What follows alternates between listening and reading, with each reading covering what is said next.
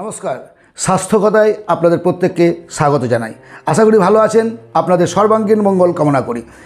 আজকে আলোচনা করব, যদি আপনি চান যে আপনার চোখ, আপনার দৃষ্টিশক্তি খুব ভালো থাকুক, তাহলে আপনি আজকের এই ভিডিওটি অবশ্যই দেখুন।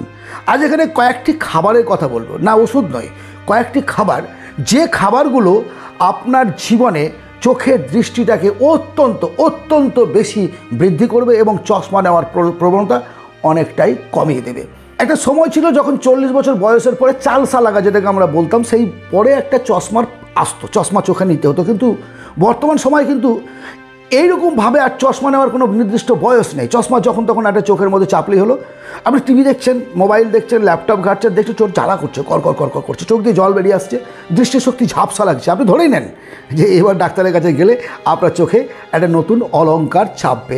আর অলংকার চাপা ইজ নট এ ফ্যাক্টর। এই নাকের ডগায় যে চশমাটা বসিয়ে রেখেছি না, এই যে যন্ত্রণাটা, এখানে একটা দাগ পড়ে, স্পট পড়ে, তার সঙ্গে মাথার এই দুই দিকটা বসে যায়, কানের পাশটা, এটা একটা দীর্ঘ যন্ত্রণা। প্রথম দিনে তো মনে হতে পারে যে না, হ্যাঁ দারুণ লাগছে দেখতে তো স্যারকে, তো চশমাটা না, চশমা নিন আপনি, আর্টিফিশিয়াল কৃত্রিম চশমা পরে রাস্তায় ঘাটে চলে বেড়ান, চোখে ধুলোবালি পড়বে না, প্রোটেকশানের জন্য ঠিক আছে। কিন্তু 24 ঘন্টা চোখে চশমা দিয়ে থাকাটা কত যে যন্ত্রণা। যার চোখে চশমা ঢুকেছে, যে বাচ্চাগুলো হাঁটতে শেখেনি, তাদের চোখেও আজকাল চশমা পড়ছে। Genetical problem, maybe atmosphere, weather, খাবার দাবারের ভেজাল, বিভিন্ন কিছুর জন্য হতে পারে। আজকের আলোচনাটি মন দিয়ে শুনুন। 5টি খাবারের কথা বলবো। 5টি খাবারই যদি আপনি মেনটেন করে চলতে পারেন, যে কোনো একটি বা দুটি, যেটা পারবেন আপনার সামর্থ্য অনুযায়ী, আপনার দৃষ্টিশক্তি বাড়তে বাধ্য।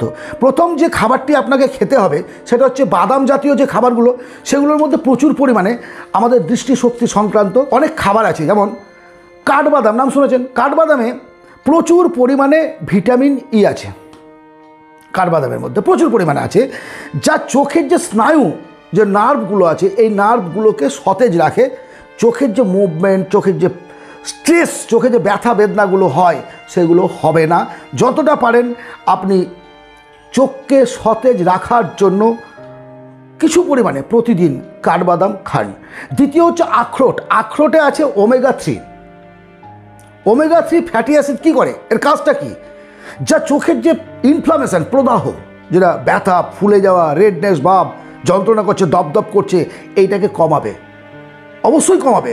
সুতরাং আপনি আপনার সাধ্যমতো ডেলি কিছু পরিমাণে আখরোট খাওয়ার অবশ্যই চেষ্টা করুন। 3 নম্বর হচ্ছে পেস্তা বাদাম।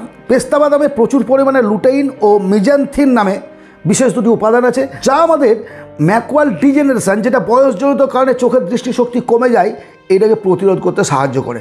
সুতরাং আপনি বয়সজনিত কারণে যে নার্ভাস সিস্টেম, চোখের যে নার্ভগুলো আছে, সেগুলোকে সতেজ রাখতে, ম্যাকুলার ডিজেনারেশনটাকে প্রতিরোধ করতে অবশ্যই পেস্তা বাদাম খাবেন। পেস্তা বাদামে আপনার সবচেয়ে একটা যে গুরুত্বপূর্ণ কাজ করে, সেটা হচ্ছে যে মোবাইল, ল্যাপটপ থেকে যে ব্লু লাইটটা বেরিয়ে আসে, সেটাকেও প্রতিরোধ করতে সাহায্য করে। ওটা বেরিয়ে আসবেই, কিন্তু চোখের ক্ষতিটাকে প্রতিরোধ করবে, চোখটাকে আপনার পাওয়ারফুল তৈরি করবে। কাজু বাদামের নাম আপনারা প্রত্যেকেই শুনেছেন। কাজু বাদাম চেনে না এমন কেউ নেই, গরিব বড়লোক সবাই দু চারটে কিনে খাওয়াই যায় মাঝে মধ্যে। কাজু বাদামে প্রচুর পরিমাণে জিঙ্ক আছে, আর জিঙ্কের কাজ হলো ডাইরেক্টলি রেটিনার ওপর, রেটিনাকে স্ট্রং রাখতে, চোখের দৃষ্টিশক্তিকে ঠিক রাখতে, এবং রেটিনা সংক্রান্ত যে সমস্ত রোগগুলো আছে চোখের, সেগুলো প্রতিরোধ করার জন্য আপনি অবশ্যই কাজু বাদাম খান। কাজু বাদামের মধ্যে এই খাবারগুলো, এই গুণগুলো, জিঙ্কটা প্রচুর পরিমাণে আছে বলেই আমি আপনাকে বলছি। ন্যাচারালি, কৃত্রিমভাবে বাজার থেকে সবগুলোই কিনতে পাওয়া যায়, কিন্তু যেগুলো প্রকৃতির দান, প্রকৃতি আমাদের রোগ যেমন দেয়, তেমনি কিন্তু রোগ প্রতিরোধের ক্ষমতাও দিয়েছেন। সেই খাবারগুলো আমরা চিনি না, জানি না। চিপ অ্যান্ড বেস্ট আরও একটি খাবার হলো কিশমিশ। চিপ অ্যান্ড বেস্ট কেন বললাম? কিশমিশ কিন্তু আগের যে বাদামগুলো, তার থেকে দাম অনেকটাই কম। এর মধ্যে আছে পলিফেনোলিক ফাইটোনিউট্রিয়েন্টস, যার ফলে কি হচ্ছে, যে ফ্রি রেডিকেলসগুলো আছে আমাদের চোখের মধ্যে ক্ষতিকর, সেগুলোকে চোখের মধ্যে প্রভাব ফেলতে দিচ্ছে না। এবং বয়সজনিত যে কারণটা বললাম, ম্যাকুলার ডিজেনারেশন যেটা রোগ বললাম, সেই ম্যাকুলার ডিজেনারেশন রোগটাকেও কিন্তু প্রতিরোধ করছে।